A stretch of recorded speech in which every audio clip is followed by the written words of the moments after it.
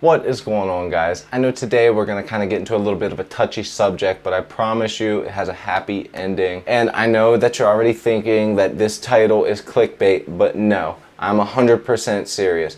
Getting better at guitar can stunt your creativity. Just listen. Trust me. If this is your first time at my channel, thank you so much for checking out this video. Let me know what you think down in the comments. Hit that subscribe button and let's get into it. Let's go. So exactly how I titled this video is exactly how I mean it.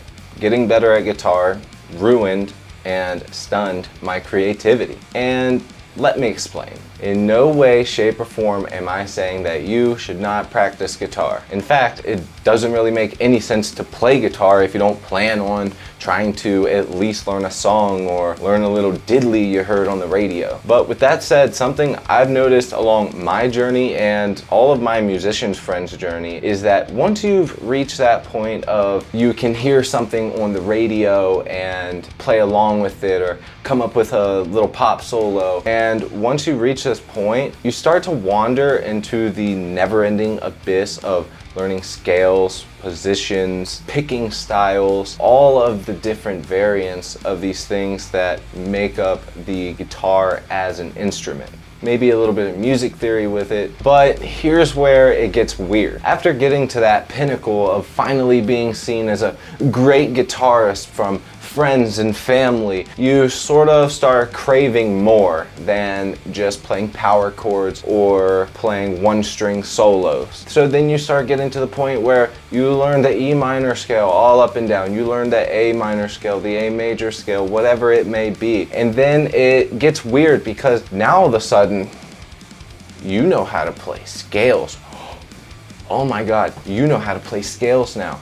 It must be the only thing that you can do. There sort of comes this idea in your playing now where you need to start playing songs in E minor or A minor, and you're gonna start playing those shapes because you have now spent hours and days and months, potentially years, learning and perfecting how to do these scales. And of course, we want those skills and that muscle memory and that effortlessness like the professionals do to show up in our playing. You've sort of limited yourself now to where you go, well, I know how to do this. It's one of the most extensive things I know how to do now, so I'm going to continue to make songs in this key or with this scale shape. It might work for a little bit, but after a while, you start losing interest because you're like, yeah, I'm pretty sick of playing the same old shit.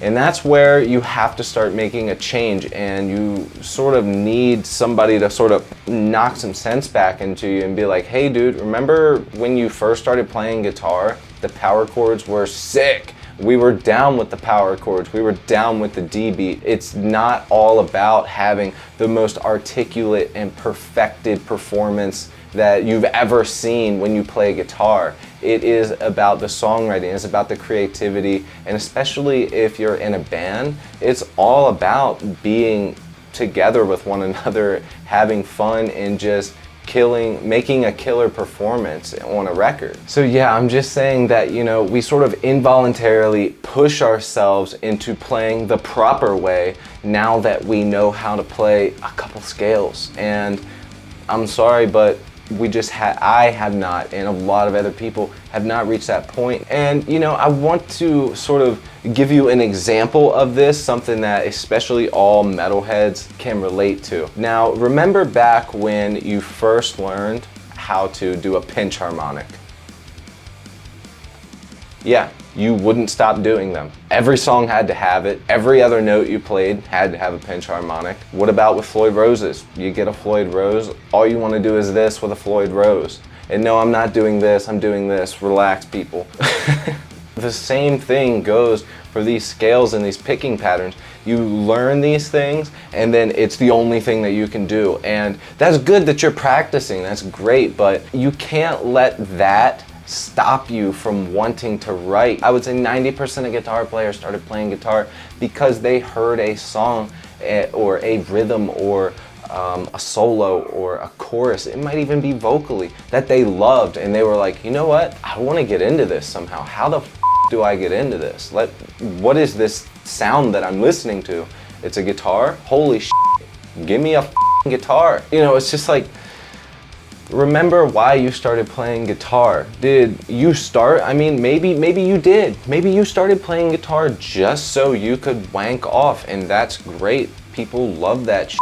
The get back from this that I would say, and it's the number one thing that helps me, is mixing it up. You gotta mix it the hell up. I mean, if you just sit there and you only listen to bands like Anal Fluid, Grindor, or Flaccid Genitalia, you're not going to get anywhere. You're just not. Listening to Flaccid Genitalia is only gonna get you so fucking far. When me and my bands are writing songs, I get my biggest inspirations from bands that aren't even close to the genre that we're aiming for. And it really, really helps.